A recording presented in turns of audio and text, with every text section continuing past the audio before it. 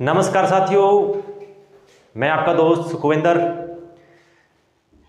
तो सभी का स्वागत है हमारे YouTube चैनल पर। मैं आशा करता हूं, उम्मीद करता हूं कि आप सभी अच्छे होंगे, स्वस्थ होंगे।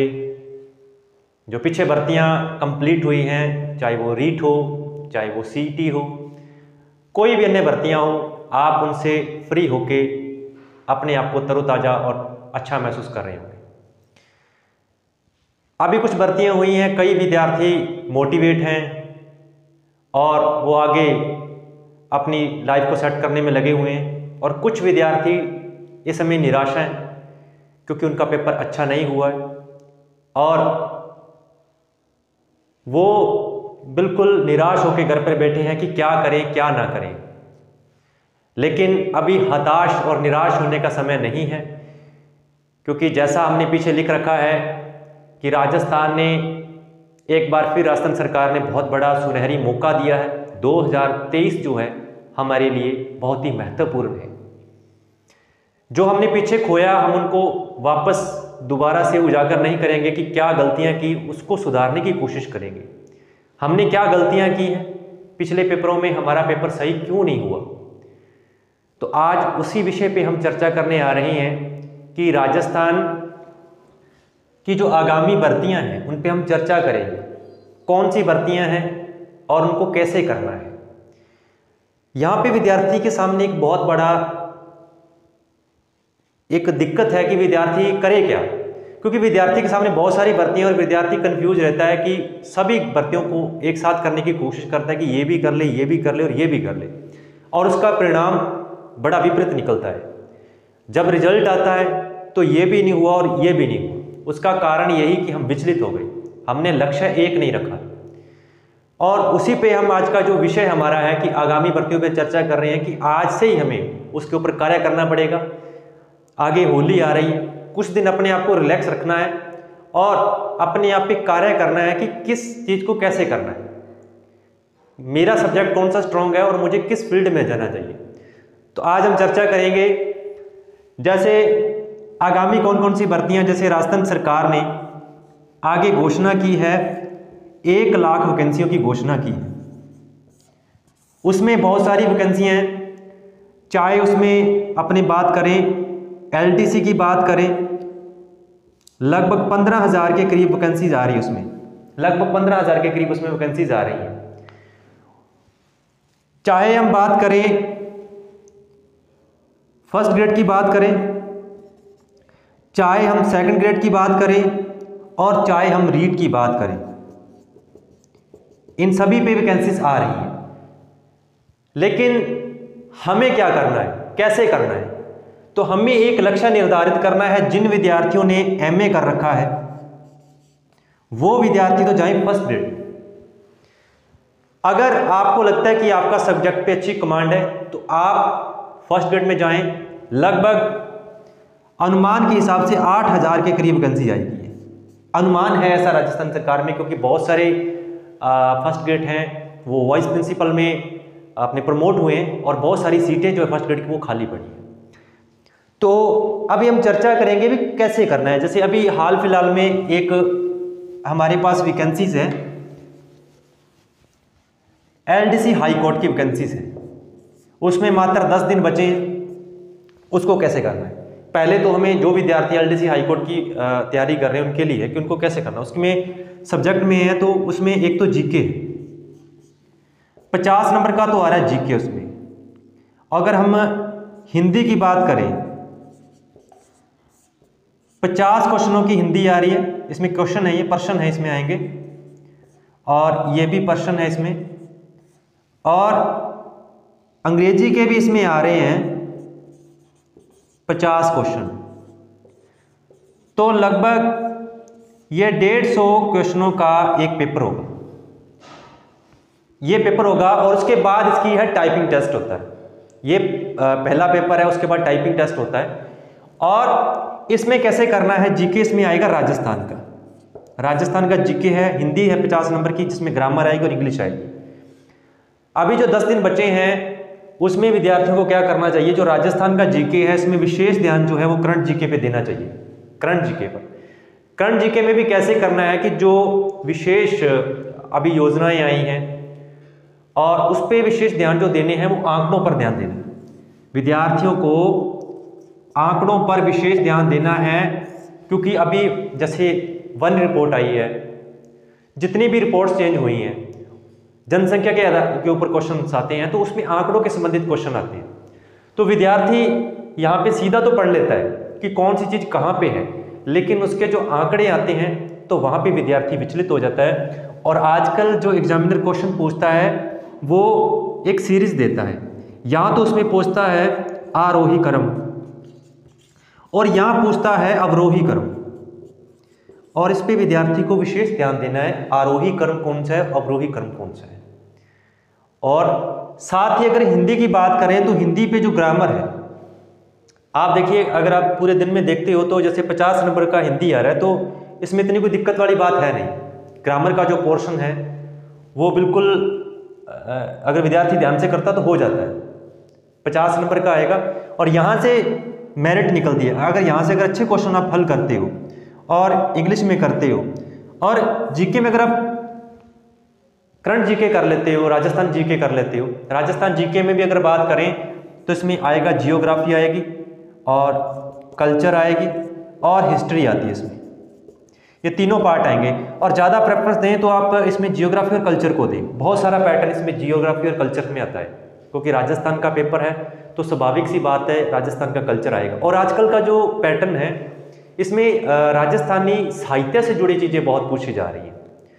जैसे हम बात करें राजस्थान की भाषाएं बोलियां हैं, उसमें जो क्षेत्र है, जैसे राजस्थान की अगर हम बात करते हैं तो राजस्थान में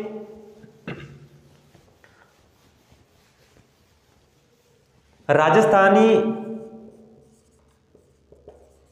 जो भाषा है, अगर इसमें हम बात करें कि राजस्थान में इसमें जैसे मारवाड़ी है या मेवाड़ी है या हाड़ौती भाषा है या ढूंढाड़ी है, इन भाषाओं की वो बोलियां कौन सी हैं? क्योंकि अगर हम राजस्थान से बिलोंग कर रहे हैं तो राजस्थान का पेपर दे रहे हैं, तो हमें ये विशेष ध्यान देना होगा कि कौन सी बोली किस क्षेत्र में बोली जाती है, ये विशेष ध्यान होगा। सबसे पहले तो आप राजस्थान को जो मैप है उसको रखकर उस पर स्टडी करें, क्योंकि अगर आप राजस्थान का मैप क्लियर नहीं है, आपको उसके ऊपर जो जितने भी जिले हैं, अगर जिलों का ग्राफ सेट नहीं है तो वो आपके लिए सबसे बड़ी समस्या है। क्योंकि अगर आप ये चीज़ें तभी संभव है जब आप राजस्थान का जो नक्शा है ना, राजस्थान को जो मैप है उस पर कार्य करते हो, क्योंकि उसमें बहुत सारे पैटर्न आपके निकलते हैं। सबसे पहले तो जैसे आपका राजस्थान की भाषा है, मेवाड़ी मारवाड़ी कहाँ बोली जाती है, मेवाड़ी कहाँ बोली जाती है, हाड़ौती कहाँ बोली जाती है और ढूंढाड़ी भाषा कहाँ बोली जाती है, इन चीज़ों पे आपको विशेष ध्यान देना होगा। क्योंकि विद्यार्थी सीधा पढ़ने की कोशिश करता है, बुक से पढ़ना स्टार्ट कर दिया कि मारवाड़ी यहाँ पे है, मारवाड़ी जैसलमेर में, जोधपुर में बोली जाती है, लेकिन ये गलत है।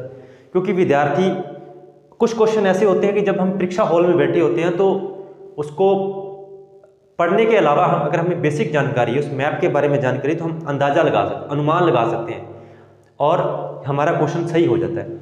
लेकिन इससे पहले हमें ये, उसके साथ ही अगर हम बात करें तो हमारा जो नदियों वाला टॉपिक है वो क्लियर होता है। भौतिक स्वरूप पे हमें विशेष ध्यान करना होगा, क्योंकि भौतिक स्वरूप में से बहुत सारे क्वेश्चन एग्जामिनर पूछता है, क्योंकि भौतिक स्वरूप एक ऐसा टॉपिक है जिसके ऊपर ही सारा जियोग्राफी टिका हुआ है, क्योंकि इसी के अंदर नदियाँ आती हैं, इसी के अंदर खनिज जाते हैं, यहीं से हमें पता चलता है कि कौन सी चोटी ऊंची है, और ये टॉपिक बहुत ही महत्वपूर्ण है।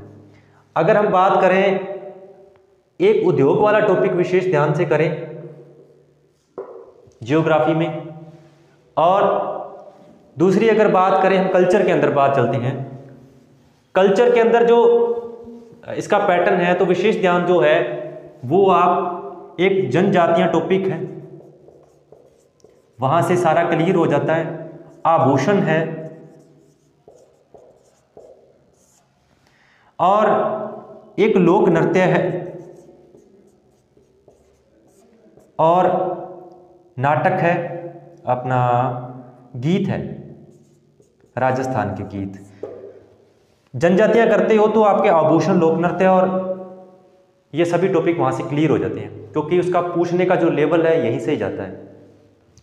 और लोक देवता और लोक संत, लोक संतों के बारे में पूछा जाता है कि उनका जीवन, अपना उनका जन्म स्थान कहाँ पे हुआ और उनके द्वारा लिखे गए कोई ग्रंथ हैं तो वो जरूर पूछे जाते हैं। और एक विशेष टॉपिक है व्यक्तित्व, राजस्थान के व्यक्तित्व, और यहाँ से भी क्वेश्चन पूछा जाता है। हिस्ट्री के अंदर अगर बात करें तो हमें विशेष टॉपिक पे जो ध्यान देना होगा वो है सन 1857 की क्रांति, प्रजामंडल और साथ ही साथ किसान आंदोलन, क्योंकि ये ऐसे टॉपिक हैं कि यहाँ से प्रत्येक परीक्षा में या एक से ज़्यादा क्वेश्चन प्रत्येक परीक्षा में पूछा जाता है। अगर हम बात करें तो 1857 की क्रांति से तो एक क्वेश्चन यहाँ से आता है।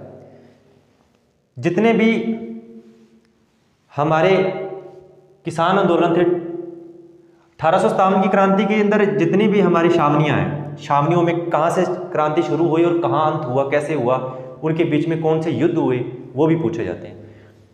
अगर हम बात करें तो प्रजामंडल की, तो प्रजामंडल में क्या पूछता है कि कौन से प्रजामंडल की स्थापना किसने की, और उसके बीच में जो भी एक सभा को स्थापित की गई तो उसके बारे में एग्जामिनर क्वेश्चन पूछता है। उसके बाद हम बात करें एकीकरण के अंदर, तो एकीकरण के अंदर भी अप्लाइड क्वेश्चन आता है।